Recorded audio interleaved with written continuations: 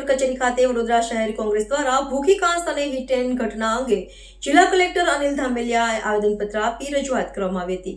વડોદરા શહેરને પૂરને લીધે કરોડો રૂપિયાનું નુકસાન થયેલ એક શહેરનો વિસ્તાર દિવસે ને દિવસે વધતો જાય છે અને વડોદરા શહેરની બાજુમાં વડોદરા તાલુકાના જોડ તથા સિસવા ગામ આવેલ છે, જેમાં સિસવા ગામનું તળાવ ફાટે તો તે પાણી છાણીની ગામમાં રાજુના વિસ્તારમાં આવશે, જેનાથી શહેરમાં નવા વિસ્તારોમાં પાણી આવશે અને મોટા પાયે ગ્રામ્ય વિસ્તારના પાણીનો નિકાલ અલગથી કરવામાં આવે અને શહેરના વિસ્તારનો ચાલ અલગથી કરવામાં આવે, જેથી શહેરમાં પૂરની પરિસ્થિતિનું નિર્માણ થતું અટકાવાય છે।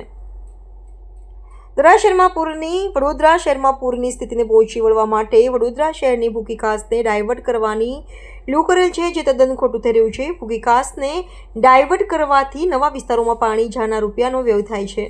ભૂખી કાંસ ઉપરના ગેરકાયદેસર બિનઅધિકૃત દબાણો દૂર કરે એવી અમારી માંગ છે। વડોદરા શહેરમાં પૂર આવ્યો, તંદન વખત પૂર આવ્યો, નરી આંખે લોકોએ જોયું, લોકોના ઘરે ડૂબી ગયા, બાળકોને દૂધ નહીં મળ્યું, સિનિયર સિટીઝનને દવા નહીં મળી, પ્રેગ્નન્ટ મહિલાઓ દવાખાને નહીં જઈ શકી, 12 માણસ મરી ગયા। તમે વિચાર કરો।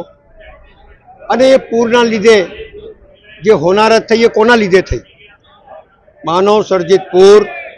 સરકાર જાતે એવું કહે છે કે 30 મીટરની અંદર કોઈ વિશ્વામિત્રીના કિનારા ઉપર 30 મીટર સુધી કોઈએ બાંધકામ નહીં કરવું, અને તમે જ લોકો ઝોન ચેન્જ કરીને આપો છો, તો એ ઝોન ચેન્જ કરીને એને તોડો ને। ટ્રાન્સપોર્ટ હબ બનાવ્યા છે એને તોડો, એ તોડવું નથી। તમારા મળતિયાઓને બચાવવું છે અને આ શહેરને ડૂબાડવું છે, એ નરી આંખે દેખાતું હોય ત્યારે।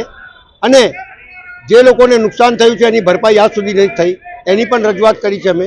અને જે રીતે વડોદરા શહેરમાં ચાલી રહ્યું છે એ કોઈની વાત નહીં સાંભળવી, એટલે અમે કલેક્ટરને રજૂઆત કરવા આવ્યા છે, આંદોલન કરીશું, કોર્ટમાં જઈશું।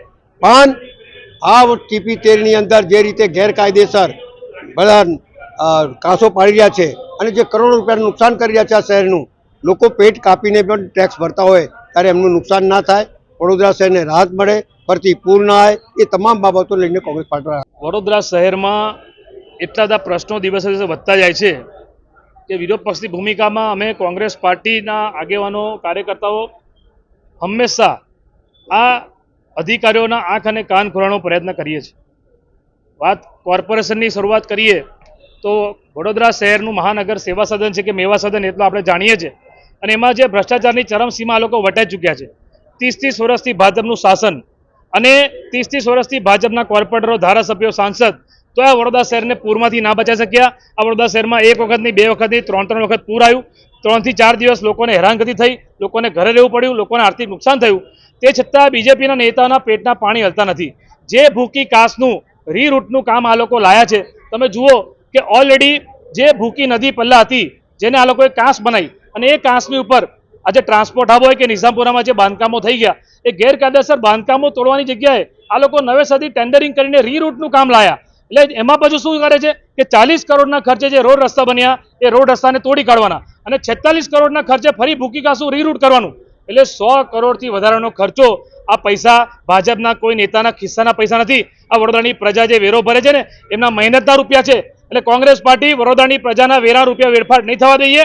અમે લડીશું, અમે રોડ રસ્તા પર પણ લડીશું અને અમે કાયદાકીય હાઈકોર્ટમાં પણ લડીશું। કોર્પોરેશનમાં સ્ટેન્ડિંગ કમિટીમાં મેં તમને અગાઉ કીધું કે મીટિંગ, ઇટિંગ અને ચીટિંગ આ 3 જ વસ્તુ થાય છે। વડોદરાની પ્રજા આ લોકોને ઓળખી ગઈ છે।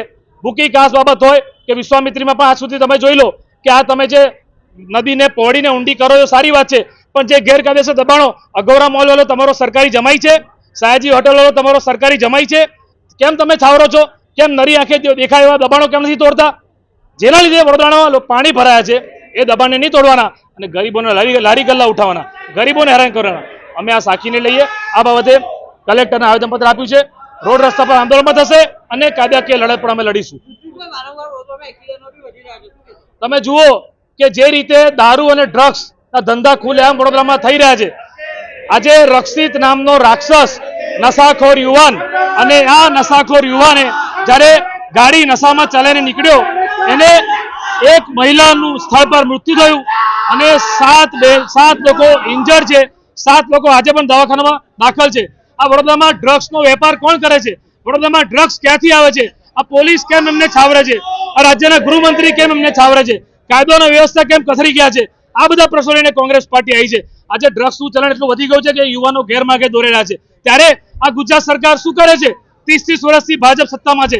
રાજ્યના ગૃહમંત્રી વાતો તો મોટી મોટી કરવાની કે કોઈ પણ ચમરબંધીને છોડવામાં નહીં આવે. અરે ચમરબંધી બધા ભાજપના છે. તમે તમારા ભાજપના નેતાઓને પકડો જે લોકો ખુલ્લેઆમ ભ્રષ્ટાચાર કરી રહ્યા છે. ખુલ્લેઆમ આજે તમે જુઓ કે ડ્રગ્સ ઉત્તરાયણ વધી રહ્યું છે. કોંગ્રેસ પાર્ટી આ બાબતે રોડ રસ્તા પર આંદોલન કરશે અને કાયદાકીય પણ અમે લડાઈ લડીશું.